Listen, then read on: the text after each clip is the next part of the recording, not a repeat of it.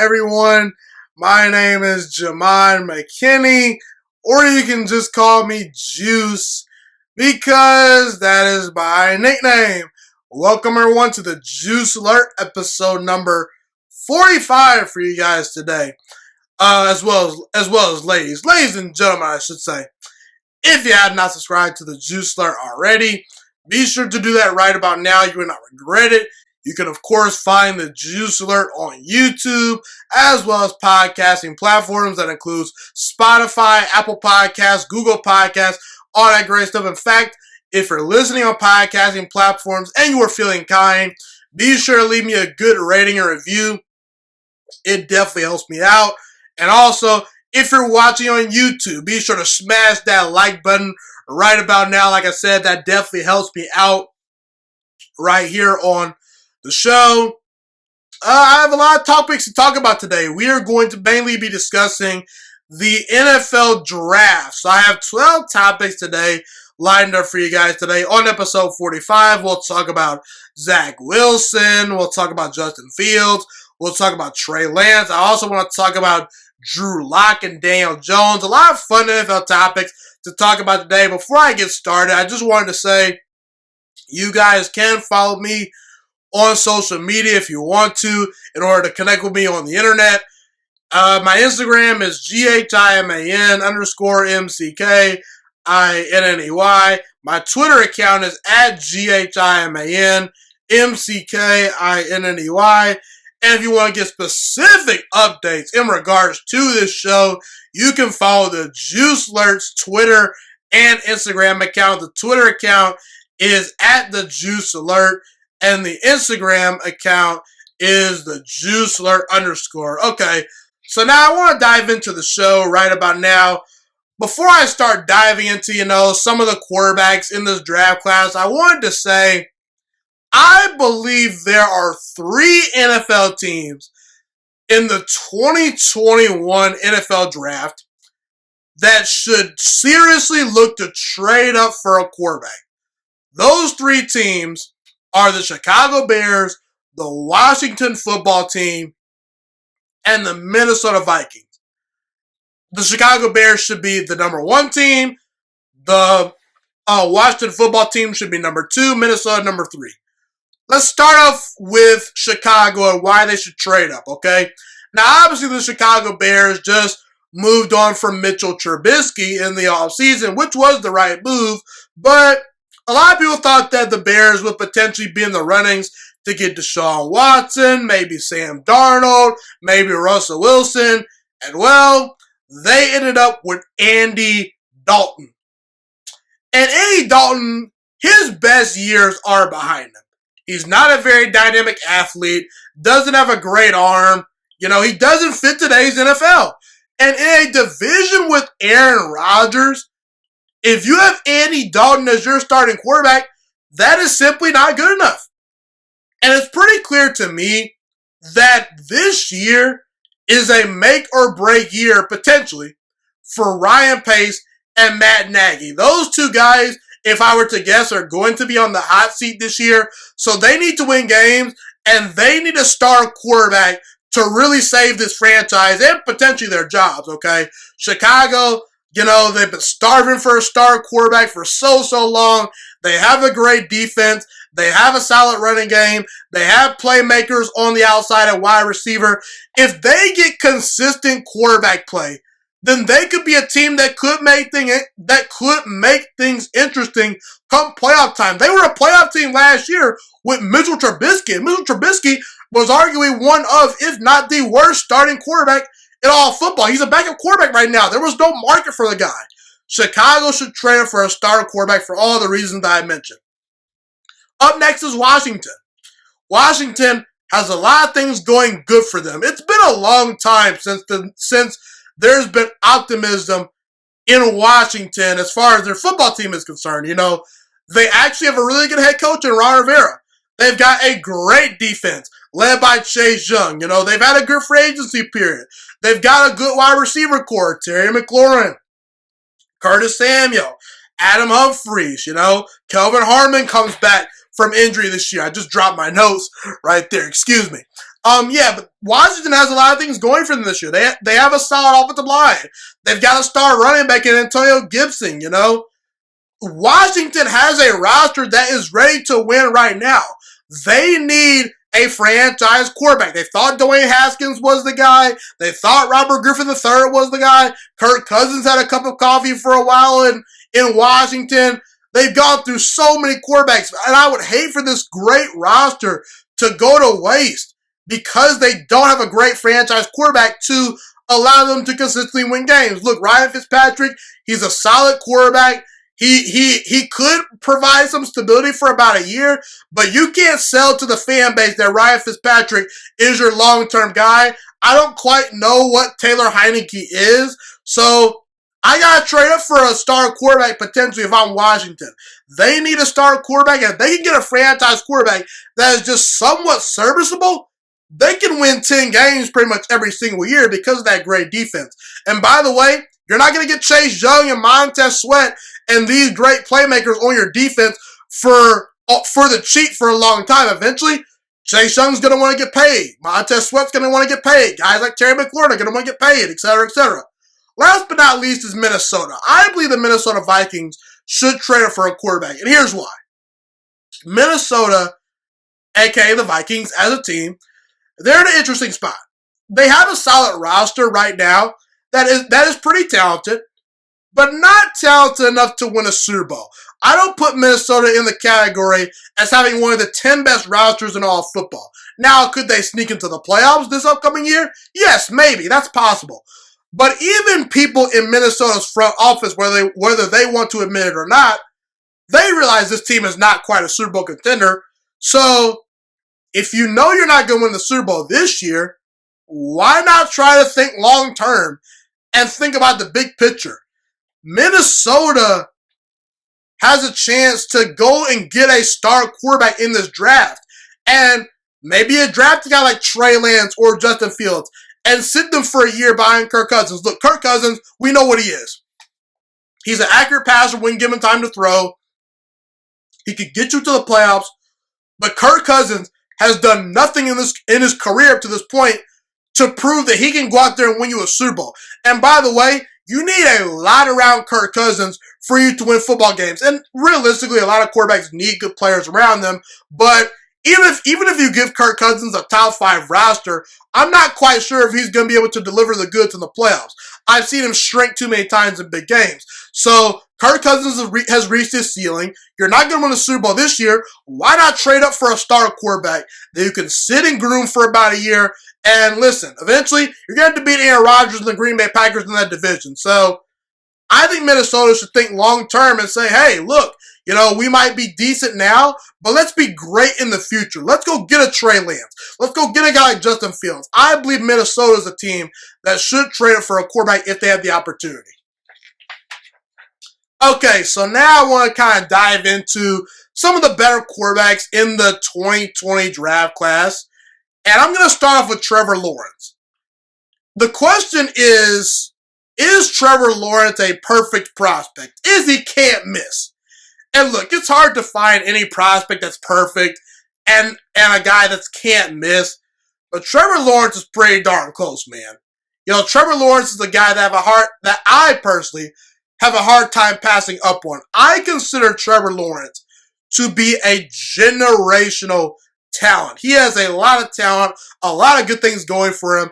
As a prospect, he's coming into the NFL with 3 years of experience at Clemson. He's played in big games. In his career at Clemson, he went 34-2 as a starter. He's beaten the likes of Notre Dame, Alabama in the national championship game as a freshman. He's beaten Ohio State. Like I said, he destroyed Nick Saban and the Alabama Crimson Tide's defense as a true freshman. The guy has great arm talent. He can fit the ball in the tight windows. He's accurate. He makes great decisions with the football in his hands. He can read defenses at a high level, at least at the college level. He showed that he can read defenses at a high level. I don't see any reason why he can't be really good at reading defenses in the NFL. Now, Trevor Lawrence is more of your traditional pocket passer. He's not going to make a ton of off-schedule plays that are super duper crazy, like Patrick Mahomes, like Aaron Rodgers. That's not quite his strong suit, but Trevor Lawrence has shown that he definitely has the ability to work around a messy pocket, a muddy pocket where when things break down, Trevor Lawrence can move around, he can make plays, he can fit the ball in the tight windows, he throws the ball on the run pretty well. Like I said, his bread and butter is not off-schedule plays, but he's more than capable of making those things. The best quarterbacks in the NFL can make something happen when there's nothing, there. And Trevor Lawrence, he has the ability to do those things at times. Now, I don't want him consistently playing off rhythm. I'd rather him play in rhythm, but that's the same knock that has been, in regards to Tom Brady and Peyton Manning for years. Those guys are two of the three best quarterbacks that have ever lived. Not saying Trevor Lawrence is ever going to be as good as those guys, but Trevor Lawrence does have a chance to be an all-time great quarterback if he puts his talent if he hones his skills, I should say. I worded my words wrong right there. Pardon me, I apologize. But either way, look, the other thing about Trevor Lawrence that I really, really like is his ability to run the football in open space. We saw him run for 67 yards for a touchdown versus Ohio State in the college football playoffs a couple of years, actually 2 years ago, yes. And Trevor Lawrence, to me, is just a prospect that I cannot pass up on. I'm really a big fan of Trevor Lawrence. I really like his game. I think he's a generational talent. And I believe he probably should be the number one quarterback taking. Maybe if you want to take Justin Fields, Zach Wilson, Trey Lance, you could take that risk. But do you really want to be the team that passed on Trevor Lawrence? Because years from now, you might regret it, okay? Trevor Lawrence is a very safe pick with a ton of upside. You usually don't get that, too often. Usually, if there's a safe pick, that guy, maybe doesn't have all that high of a ceiling, but has a really high floor. Trevor Lawrence's floor is extremely high, and his ceiling is extremely high. And what I mean by that is sort of how Matthew Stafford was when he was coming out of college. Matthew Stafford, when he was coming out of Georgia, because of his arm talent, people said that guy has a chance to be a top 5 quarterback in the NFL one day. But even if he doesn't quite reach that level, Matthew Stafford is going to be an above average starting quarterback in the NFL that you can win a lot of games with. That's the same way I view Trevor Lawrence. Even if Trevor Lawrence doesn't reach the potential of being a top 5 to 10 quarterback in the NFL, I see Trevor Lawrence being a functional starting franchise quarterback in the NFL that can win you a lot of games and potentially a Super Bowl. My one concern about Trevor Lawrence is how great does he want to become? Because we know the talent is there, but is Trevor Lawrence going to get bored with success? Is he going to go all in to really, put in the work and try to win Super Bowls? How will his teammates respond to him? That's the only question I truly have with Trevor Lawrence. We can nitpick about the talent and things like that all we want, but I'm a believer in Trevor Lawrence. I believe he's an awesome prospect.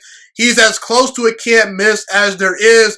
I believe he's a generational talent. And like I said, I believe Trevor Lawrence can become a special quarterback in the NFL if you put the right parts and the right coaching staff around him. I now want to talk about Ohio State quarterback and NFL prospect Justin Fields.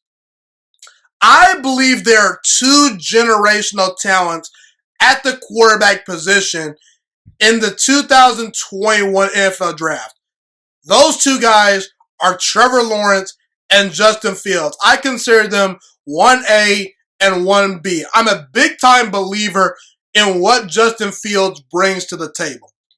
Okay, I really don't understand why so many people are struggling to embrace Justin Fields.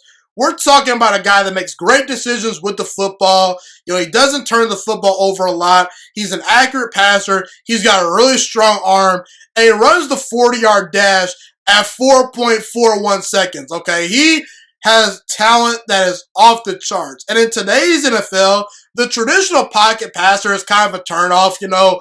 NFL coaches and NFL general managers are kind of wanting a quarterback that can run around and make a ton of plays, like Patrick Mahomes, like Kyler Murray, like Aaron Rodgers, like Deshaun Watson. There is a place in the NFL for the Tom Brady and Drew Brees and Phil A Rivers of the world. But if I can get a guy that can extend plays and make all the plays from the pocket, I want that guy. And Justin Fields, he has elite traits, and he can make every throw on the field, and he can win from the pocket. I have no problem with Justin Fields dropping back and throwing the ball 30 to 40 times. I have no problem with that. Not to mention he can run around and make plays, and he's a dynamic runner of the football in the open field. That guy looks like a running back at times in the open field. And Justin Fields won a lot of games at Ohio State. He went 20-2 as a starter. He led his team to the national championship game, in which they lost to Alabama, this past season. I don't hold that against Justin Fields too much because it was going to be a tall task for Ohio State to defeat Alabama, okay? Sure, Ohio State was good, but they weren't as good as Alabama, And I get it. Justin Fields did have a bad game versus Northwestern. He didn't play his best football versus Indiana this past year. But to me, all that doesn't really matter all that much in the grand scheme of things. We can all pick apart one or two throws or one or two games and say, oh man, that prospect looks really bad.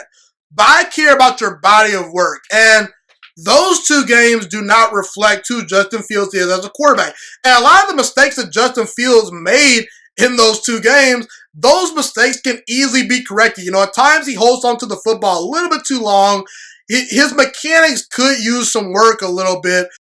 But overall, Justin Fields presents a lot of things that NFL teams are going to fall in love with. Or at least they should fall in love with it. I'm sick and tired of everyone, banging on Justin Fields saying he can't read defenses. He's not an accurate quarterback. Those people did not watch enough Justin Fields games, especially this past year. Because, look, if you would have told me Justin Fields was going to enter the NFL after last year, I'd say to myself, the traits are there, but he's not quite ready yet.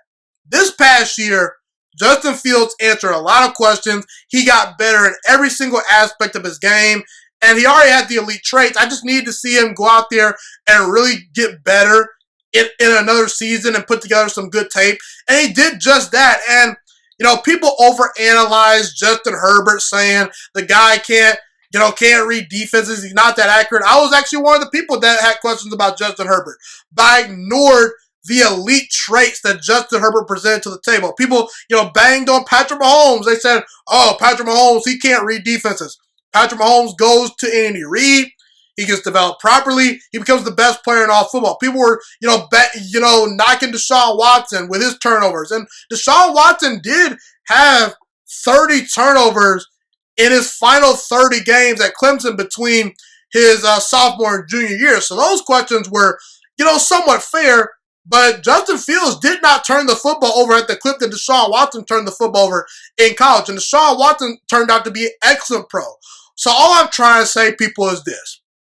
Does Justin Fields have some things that need to be ironed out a little bit? Sure. But if you watch him play, I think he can come into the NFL day one and be a good starter. And as time goes on, once he continues to get more and more experience, I believe Justin Fields is really going to take off. Justin Fields can become one of the best quarterbacks in the NFL. I believe he's going to be a future franchise quarterback if developed properly and if he gets the right coaching staff around him.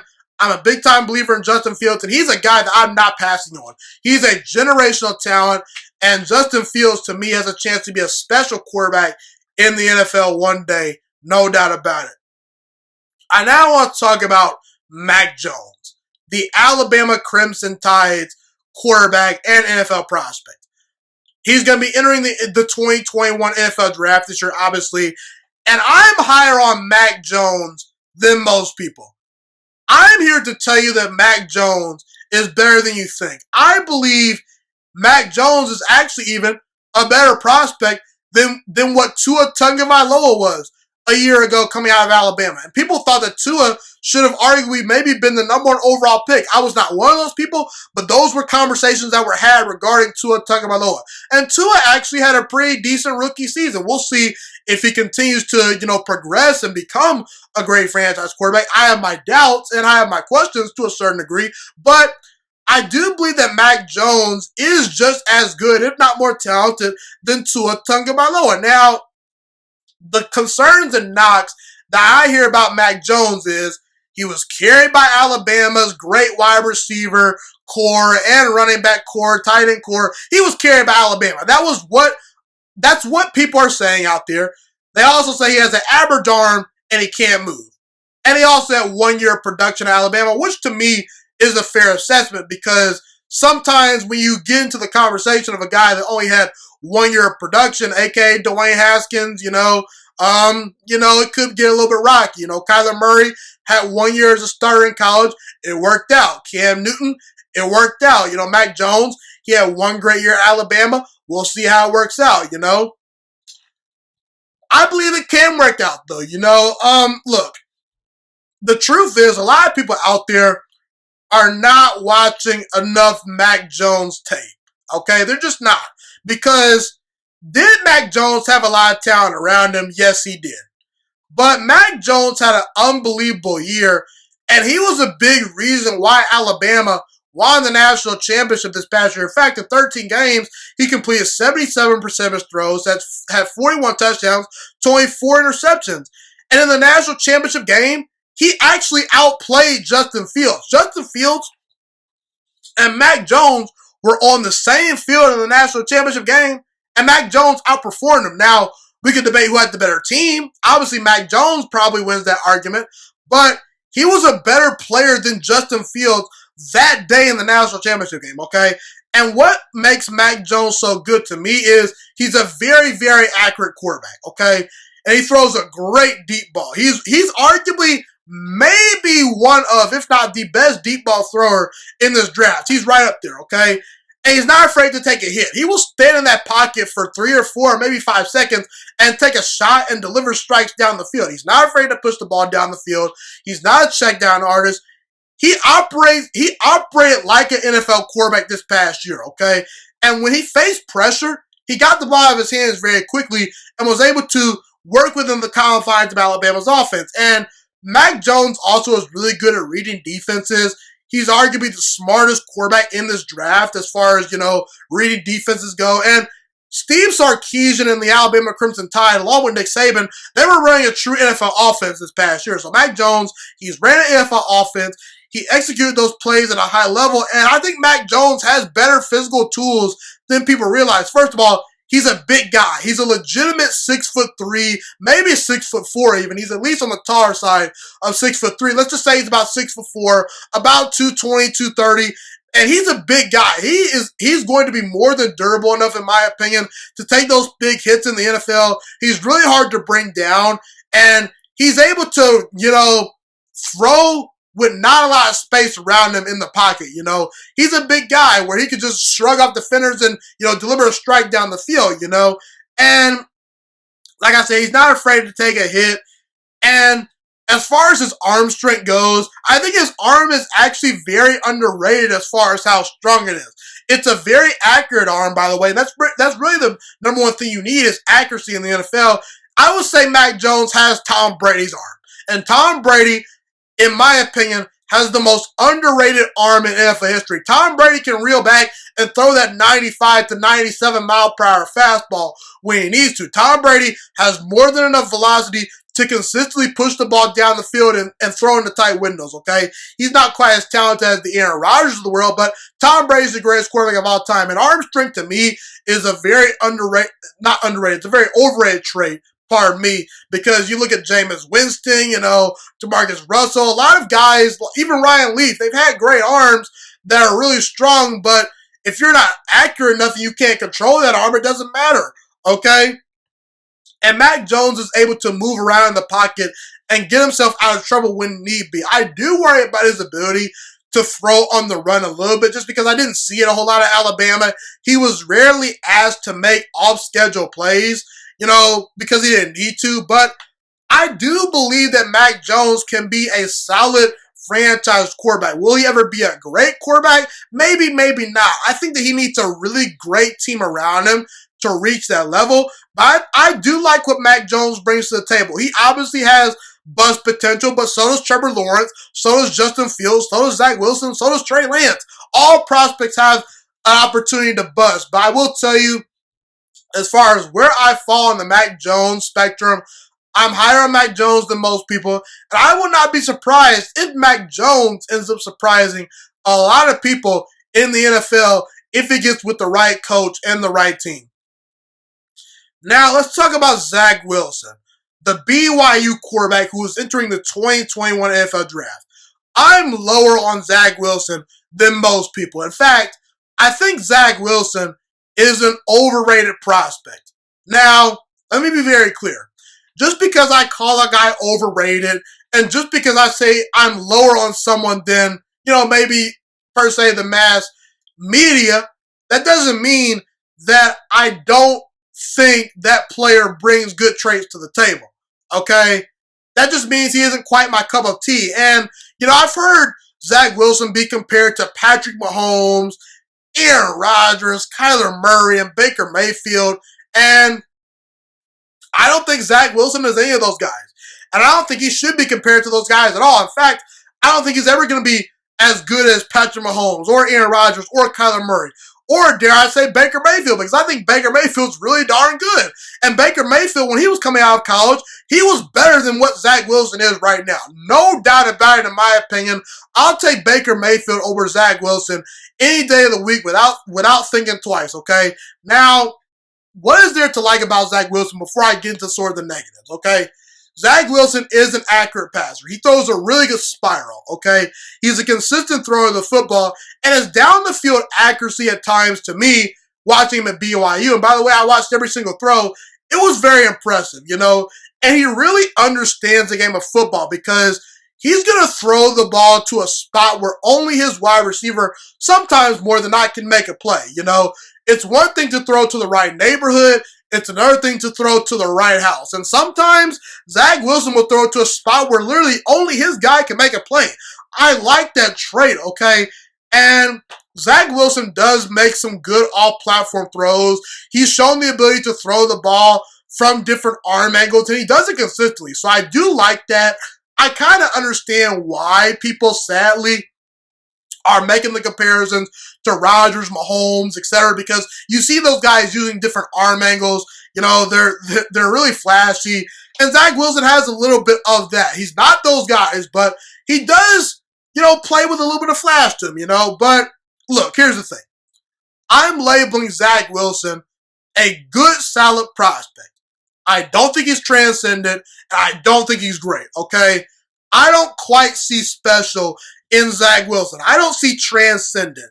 Maybe if he goes to a team like the 49ers where he has a great roster and a great coaching staff around him, maybe he reaches that level. But I have my concerns. First of all, he's had some injuries in college. He's not the most durable guy, and he's kind of small. He has a small frame. I worry about him taking hits at the next level. I worry about his durability, and the best ability is availability. That's one thing, okay? And I don't quite buy into his playing style because Zach Wilson holds on to the ball way too long at times, and he sort of encourages chaos. And he likes to play out of rhythm a lot, which is fine if you're Aaron Rodgers or Patrick Mahomes, but I don't think you can consistently be a starting quarterback that plays out of rhythm as much as Zach Wilson unless you're incredibly talented, okay? And I don't think that he's as talented as some of the upper echelon quarterbacks. At BYU, Zach Wilson was not pressured a lot. He didn't play a lot of elite competition at BYU. He played a cupcake schedule this past year. Sort of was only a one-year wonder. And look, I understand that you can recognize talent, whether the schedule is hard or not. But I think Zach Wilson's arm strength and his arm talent, his ability to move around and make plays is a little bit overrated. I don't think he's as fast as the tape shows. I don't see him being able to really always escape these defenders like he did in college. I think that he, at the NFL level, by my standards, he's a tad bit slow, I don't see him being able to escape those guys. And I think his arm talent is a little bit overrated. His ball placement is good at times, but when he's pressured and when there's pressure in his face, he at times is not very good. And versus Coastal Carolina, he wasn't very good. The best team he played last year, okay? That was as close to an NFL defense as you would see, and Zach Wilson struggled under pressure. He wasn't very good, and I struggle to embrace Zach Wilson. There's just something missing to me about his game. I don't know what it is. I don't know if it's his talent that I think is a little bit overrated. I just don't know, and here's the thing. I don't think Zach Wilson is going to be able to fit the ball into tight windows as much as he did in college because I do think his arm strength is a little bit overrated. I think his ceiling is not as high as some people think it is. I don't know how much better Zach Wilson can get as a player, okay? And that might be fine. That might be your cup of tea. If you want a guy with a really high floor, Zach Wilson might be your guy, but I'm not sure if Zach Wilson is a franchise-changing quarterback. I'm not sure. It's not obvious to me when I watch the tape. And at least compared to his contemporaries, Justin Fields, even Trey Lance to a certain degree, definitely Trevor Lawrence. I'm not taking Zach Wilson over those guys. I'm just not. I don't quite see the special in him. I think that he had a great season, and he does a lot of good things, but not enough to the point where I say that guy is a franchise-changing quarterback. He's a good prospect. He's solid, but I don't think Zach Wilson is a guy that I would take in the top 3 or the top 5 potentially. If I had to, and if I was really forced to, if I was desperate for a quarterback, I would, but Zach Wilson to me is kind of a one-year wonder. I've heard about Justin Fields for a long time. Trevor Lawrence has a body of work that I like, I understand that even Trey Lance was a one-year wonder, but I think Trey Lance is more talented than, a guy like Zach Wilson. So, look, I do like Zach Wilson, but I don't love him, okay? And I will not be shocked if Zach Wilson becomes a bust and disappoints a team potentially like the New York Jets because I don't even think that he'd be a significant upgrade over Sam Darnold. That's just my opinion. But I will say Zach Wilson's a mystery to me. Is he a future franchise quarterback? Maybe, maybe not. We shall see. But I will say I'm lower on Zach Wilson than most people out there. That's how I feel about him. Okay, last but not least, I want to talk about Trey Lance today.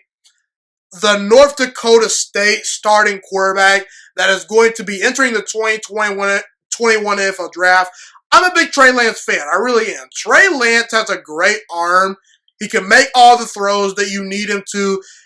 And to me, at least, Trey Lance is arguably the most natural deep ball thrower in this draft, okay? I know I talked about Mac Jones and his ability to throw the deep ball earlier in this episode, but to me, Trey Lance, he challenges Mac Jones in that regard, and he's arguably a better and more consistent deep ball thrower than Mac Jones. You can make that argument, okay? He's a really good deep ball thrower. And I've seen Trey Lance be able to fit the ball into the tightest of windows. He makes really good decisions as well. It's not an accident that Trey Lance had 28 touchdown passes to 0 interceptions during the 2019 NFL season, okay? That's really impressive. The fact that he did not turn the football over as far as throwing interceptions, and obviously there were some dropped interceptions, as there are for all quarterbacks, but it's not like Trey Lance had a ton of dropped interceptions where it was like, oh, he's getting lucky, he's getting bailed out. No. Trey Lance made really, really good decisions. He showed the ability to go through his first and second, even third reads and really scan the field and pick teams apart like a true NFL franchise quarterback, okay? He's also a very good runner of the football. Now, I don't know how fast he quite is just because he didn't run the 40-yard dash. I would have liked to have seen him run the 40-yard dash just because it seemed like he was bigger and stronger than every team that he faced as far as their defenses go. So I don't know quite how effective Trey Lance is going to be as a runner of the football at the next level. But I do think that Trey Lance, has a chance to really make some off-schedule plays. He will provide you with at least something in the run game. He's not an oak tree by any stretch of the imagination. Now, what are his weaknesses? I do see some ball placement issues at times, especially when he's throwing on the run. his mechanics can get a little bit rocky and a little bit wild when he throws on the run. But at the same time, it's not like he's a terrible thrower on the run. Those are just some of the things I saw from him that I think he can work on. There's really not a lot of weaknesses to Trey Lance's game. The biggest question myself and a lot of NFL teams are going to have to ask themselves is, can you look at what Trey Lance did at North Dakota State, and can you envision what he did there being what he does in the NFL? Okay? Because Trey Lance didn't run the most complex offense at North Dakota State. He was in a run-first offense. There were a lot of easy reads and a lot of easy throws. And it's not like they asked him to throw the ball a bunch of times. It's not like he had to carry the team. Obviously, he was the quarterback and he had to play really well. And he played well, and the team won a national championship back in 2019. But he had a lot of good players around him. Maybe not the 5 stars that Trevor Lawrence and Justin Fields had, but he had good players around him. He was on a good team and ran a very, college-like style offense. It wasn't an NFL offense.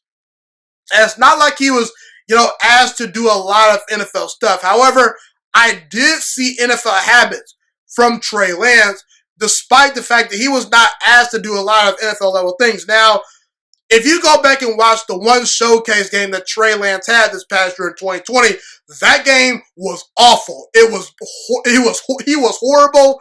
It was painful to watch, but I don't think that's an accurate representation of what Trey Lance is as a player. But if you want to see Trey Lance at an all-time low, go watch that game. He was god-awful, but it was a stupid showcase.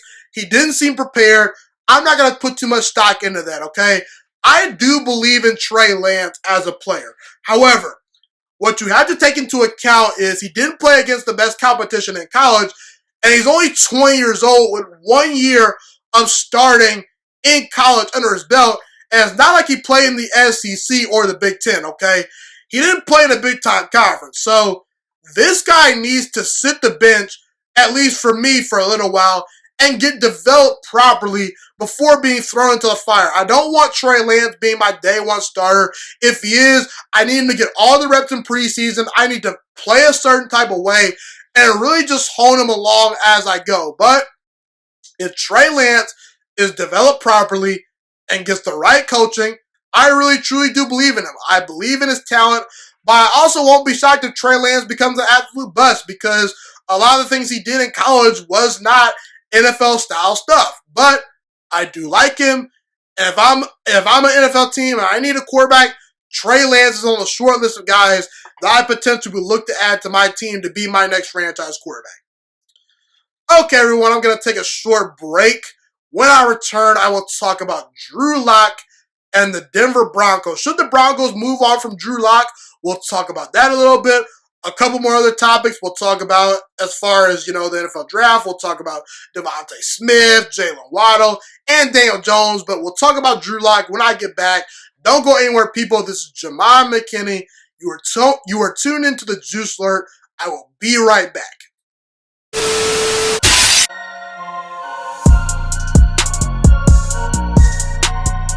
Okay, everyone, I am back. I now want to transition to Drew Lock and the Denver Broncos. Let's talk about Drew Lock. So the Denver Broncos obviously selected Drew Lock in the 2019 NFL Draft, which was 2 seasons ago, and he was a second-round pick. And at the time, I thought Drew Lock was an absolute steal for the Denver Broncos. I saw him in college. I watched him. He was a 4-year starter with a big-time arm. He was mobile. And he won a lot of games at Missouri with not a whole lot of NFL talent around him. It was not like he was playing with 4- and 5-star guys all the time. Missouri doesn't get those type of players, okay? They're like the 6th or 7th best SEC team in their own conference, okay? And I thought that Drew Lock was a potential future franchise quarterback. But so far in the NFL, based on what I've seen, Drew Lock to me has been a disappointment. Now, his rookie year, he came in, he won some games, he did some nice things. But this past year in 2020, Drew Lock was just bad. He was not very good. he was one of the worst starting quarterbacks in the NFL. He turned the football over way too much. He wasn't very accurate. And he, more times than not, was the weak link of the Denver Broncos offense. He was holding that offense back with his missed throws and turnovers, and it's not like Drew Lock doesn't have good players around him, okay? I understand Courtland Sutton was hurt this past year, but Drew Lock still had Noah Fant to throw to, who's one of the best young tight ends in all football. He still had Jerry Jeudy, KJ Hamler. Tim Patrick was a good player that came onto the scene this past year. He had good weapons. He had two good running backs in Phillip Lindsay and Melvin Gordon. Not to mention Pat Shurmur is one of the best offensive coordinators in the entire NFL. He's well respected among NFL circles as a coordinator, okay? And in today's NFL, a lot of general managers are quick to move on from quarterbacks. You look at Josh Rosen, the Arizona Cardinals, they moved on from him after a year. Dwayne Haskins didn't last 2 seasons in Washington. He's now in Pittsburgh, Even teams like the Rams, Jared Goff got them to a Super Bowl. They moved on from Jared Goff because they didn't think Jared Goff is good enough to get them over the hump. The Philadelphia Eagles, Carson Wentz showed that he could play at an MVP level in the past, but they moved on from him. The 49ers, they traded up in the draft to number 3 overall to obviously select a quarterback probably. They're probably going to move on from Jimmy Garoppolo, a guy that's gotten them to a Super Bowl. The Kansas City Chiefs, they moved on from Alex Smith. And Alex Smith won them games. He got them to the playoffs. NFL general managers and NFL teams are moving on from quarterbacks faster than ever because there's so many good college quarterbacks out there, and quarterbacks are getting paid a ton of money these days that it's a huge investment. If you're going to really invest in a franchise quarterback, eventually, unless they're going to take a pay cut, it's going to cost you $30+ million per year eventually to pay that quarterback. And that's a lot of money, And even some guys are getting paid $40+ million per year. And that number could go up even more and more as the years go on, okay? And look, I still think Drew Lock has a chance to salvage his career because he does have arm talent. He is a strong thrower of the football. He can move around and make plays, but I see a lot of things I don't like. He's way too casual with the football. He does turn the football over a lot. He plays a lot like Jay Cutler, but even Jay Cutler, to me, showed a lot more flashes than Drew Lock as a player, no doubt about it. And by the way, Jay Cutler had a bad attitude. I do think Drew Lock has the right attitude. There are reports that he's been working with Peyton Manning this offseason to get better. So look, Drew Lock does have talent, and there could be a world where he ends up being a long-term franchise quarterback. And I would lean towards giving Drew Lock one more season. I do believe quarterbacks deserve time to develop properly. So I want to see what Drew Lock does with the Broncos for one more year. Obviously, if they could have gotten a guy like Deshaun Watson or Matthew Stafford, you'd probably make that move. But I still am in the wait-and-see mode with Drew Lock. However, he's not giving me much hope, okay? And he's not giving the Broncos fans much hope either. He's been very up and down. And the Denver Broncos are going to have to make a decision on Drew Lock. Are they going to trade up and draft a guy like Justin Fields? Maybe Trey Lance, maybe Mac Jones. What are they going to do? Are they all in on Drew Lock, or are they going to move on from the guy? So far it looks like they're all in on Drew Lock, and they're going to give him one more year to try to prove to the organization what he can do. But it's a make-or-break year for Drew Lock, and the Denver Broncos will eventually have to make a tough decision regarding Drew Lock's future. We shall see what Drew Lock brings to the table at this point going forward with the Denver Broncos, if he's indeed their franchise quarterback going forward. We shall see. I now want to talk about Daniel Jones and the New York Giants. I want to answer the question as to whether or not the Giants should move on from Daniel Jones.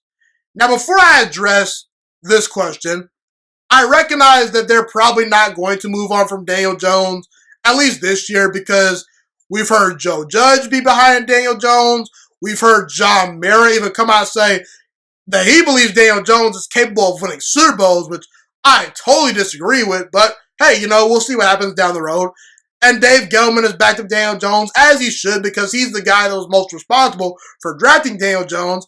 And the Giants did spend the number 6 overall pick on Daniel Jones in the 2019 draft. So you think that they want to see what they have in that investment as the years go on. And the Giants, they're a franchise that traditionally is patient with quarterbacks. They gave Eli Manning every opportunity to succeed. Franchises like Washington, Cleveland in the past, and the Jets, those franchises historically have been quick to move on from quarterbacks. And I will say, if you want to give Daniel Jones the benefit of the doubt, you can say that he came into a situation where the Giants were rebuilding and there weren't a whole lot of weapons around him. But now the Giants do have Kenny Golladay on their roster. They just signed him to a big deal.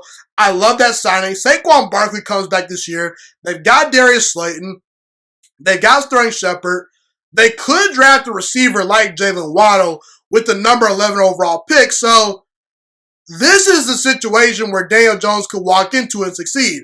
However, if I'm the New York Giants, I would still seriously consider moving on from Daniel Jones. Now, I would have been one of those guys that would have been in the Deshaun Watson sweepstakes, would have been in the Matthew Stafford sweepstakes, would have tried to trade up for a quarterback a long time ago, but it's likely that the Giants are going to do that. But here's my thing. I don't see much special when it comes to Daniel Jones. I just don't. I view Daniel Jones as an okay quarterback. Right now, today, he's a below-average quarterback because he hasn't proven much, but I don't see Daniel Jones ever projecting to be this super-duper talented quarterback. And if I can draft someone like Justin Fields or another star quarterback, if I'm thinking big picture, I'd seriously consider doing it if I'm the Giants. Because my issue with Daniel Jones is he turns the football over way too much. He doesn't have a great feel for playing the position. And he doesn't have a dynamic arm. There's not a whole lot of special when it comes to Daniel Jones. Let's address these issues head on. First of all, like I said, he turns the football over way too much. He has 45 turnovers in 27 games played in the NFL over his first 2 seasons. That's horrible. Between his fumbles and his interceptions, he's got 45 turnovers. They're bad interceptions and bad fumbles way too often. There's several games that have occurred during the Daniel Jones era up to this point that where Daniel Jones has not been good enough because of these turnovers and it's cost the Giants football games. And we even saw a year ago the Tampa Bay Buccaneers have an incredible roster. Well, because of Jameis Winston's turnovers, they could not overcome those things. And the minute they got Tom Brady to come in and not turn the football over so much, they won a Super Bowl. Okay, so it doesn't matter how great your roster is if your quarterback can't take care of the football. And a big reason why I think Daniel Jones struggles with those turnovers is he just doesn't have that natural feel for the game. He has below average pocket presence. He stares down wide receivers way too often. And at times he just doesn't look like he's up to speed. And I think his physical traits are okay. He's a decent thrower of the football. He's got an okay arm. He's got some mobility to his game. But off talent alone, I can name a lot of quarterbacks that I'd take over Daniel Jones. In fact, I'd take Patrick Mahomes, Aaron Rodgers, Russell Wilson, Deshaun Watson, Tom Brady, Lamar Jackson, Josh Allen, Justin Herbert, Kyler Murray, Baker Mayfield, Joe Burrow, Matthew Stafford, Matt Ryan, Dak Prescott, Carson Wentz, Cam Newton, and Ben Roethlisberger over Daniel Jones just based off of talent alone. Not to mention Trevor Lawrence and Justin Fields will be entering the NFL this year. 2 guys I consider generational talents, okay? And there are several other quarterbacks that might not be significantly more talented than Daniel Jones. But I guarantee you there's about 5 to 6 more quarterbacks out there that I can just say flat out based on what they've done that they're better than Daniel Jones. They're more consistent, And look, I totally understand why the Giants are going to give Daniel Jones every opportunity to go out there and succeed because up to this point, he hasn't had the greatest roster around him. But I'm all about looking at the traits and determining if you're special or not. When I see Joe Burrow, I see special. When I see Justin Herbert, I see special. When I see Kyler Murray, I see special. Okay? And obviously the guys like Deshaun Watson and, Mahomes and Aaron Rodgers and Josh Allen, they're just specially talented throwers of the football, special athletes. I just don't see that in Daniel Jones. So, look, I understand the Giants are going to go through with Daniel Jones. And listen, if Daniel Jones doesn't succeed this year, he's not a franchise quarterback, okay? And the Giants are probably going to be forced to move on from him because it's a make or break year potentially for Dave Gettleman and Daniel Jones because now Daniel Jones has good weapons and Saquon Barkley coming back and a good defense and a good head coach. Not to mention the Giants can add talent in the draft. However, long term, even if Daniel Jones succeeds this year and proves he's a franchise quarterback, I don't see him being an upper echelon franchise quarterback anytime soon. I was not a huge fan of the pick when the Giants made it at number 6 overall. I just did not like that pick, and I still really don't like that pick, okay? But we shall see what the future holds from Daniel Jones. However, look, let me just say this. I could see a scenario where I'm proven wrong and Daniel Jones shines bright and becomes a pretty good franchise quarterback. There is potential for that to happen. However, there is also potential for Daniel Jones to flop. And if I'm the New York Giants, I would at least consider weighing all my options and potentially moving on from Daniel Jones if I was afforded the opportunity. But we shall see what the future holds in New York with Daniel Jones.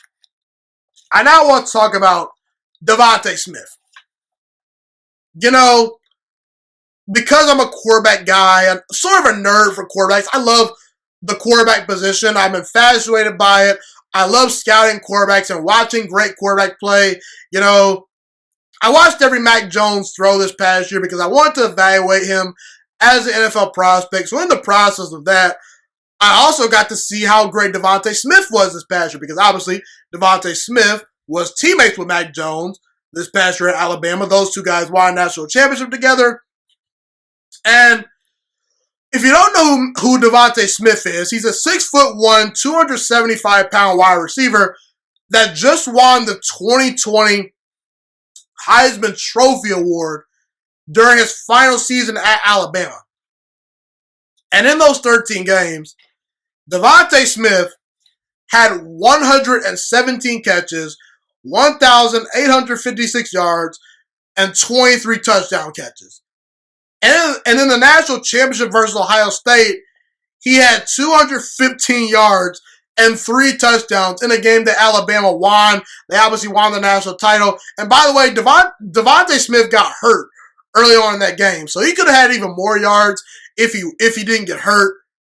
And I'm here to tell you right now, DeVonta Smith is not a wide receiver that you should pass on.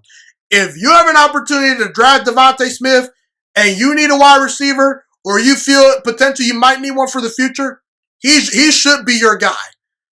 You will regret passing on DeVonta Smith. He's an amazing route runner. He has a great knack for getting open and creating separation. He has very underrated speed. He can go deep. He wins 50-50 balls. He's great at catching in traffic. He has great footwork.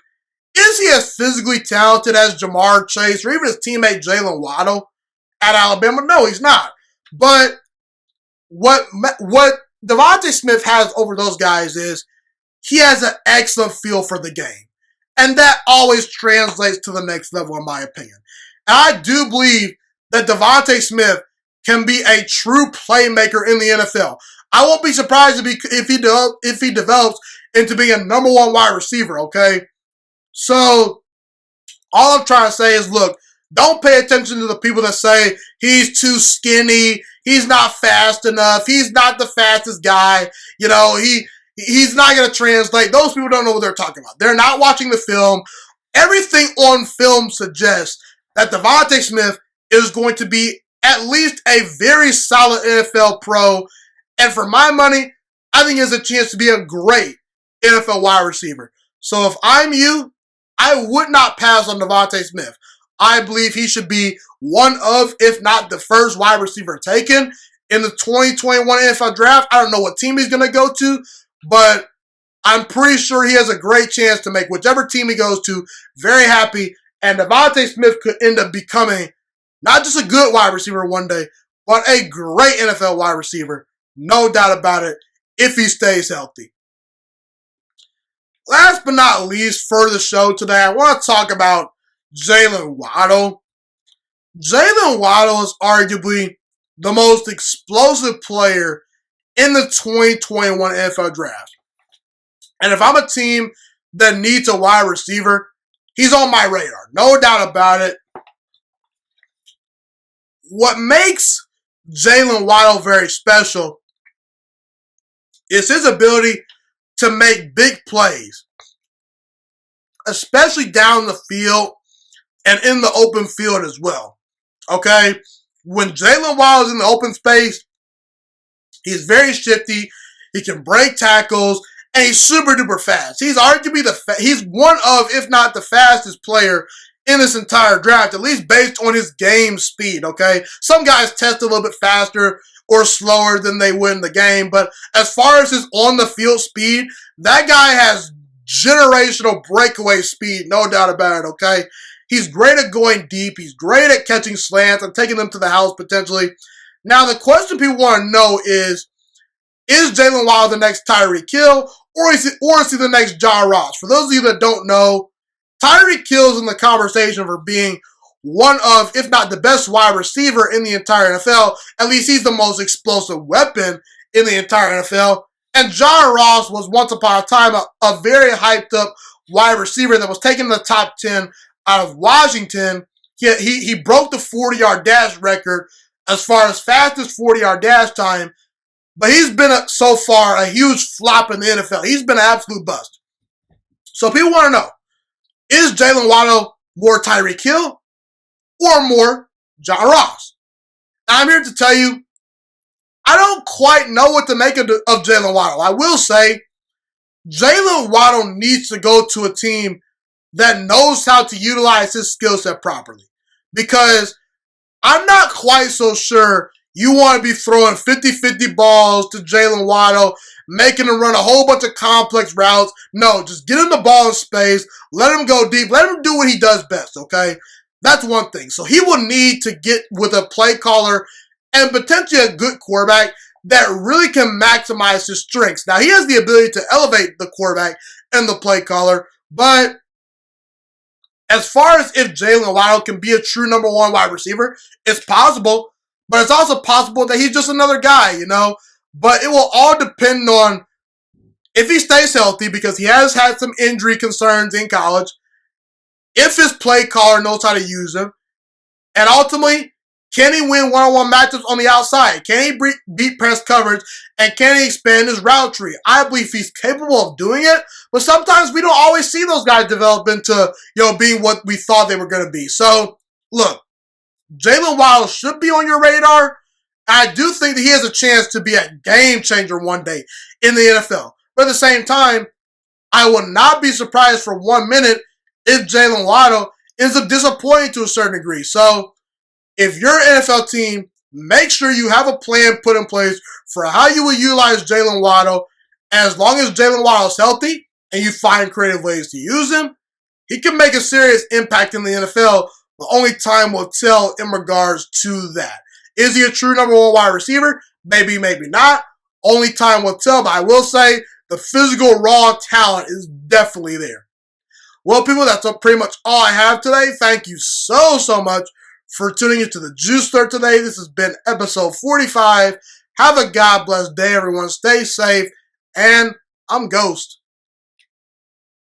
Thank you so much for watching this video today. Please also note that the Juice Alert Sports Podcast is not just a YouTube channel. It is available on all podcasting platforms, including Spotify, Google Podcasts, iTunes, and Apple Podcasts. Also, if you enjoyed this video, be sure to like, comment, subscribe, and share this content with all your friends. This podcast is my favorite thing in the entire world right now. It is my passion. And I want more people to listen to this podcast. I really want this podcast to grow. Also, a fun fact about me is that I want to go into the sports broadcasting and media world once I graduate from the University of Toledo, a college in Northern Ohio. I am looking to become one of the next great sports broadcasters and analysts out in the world.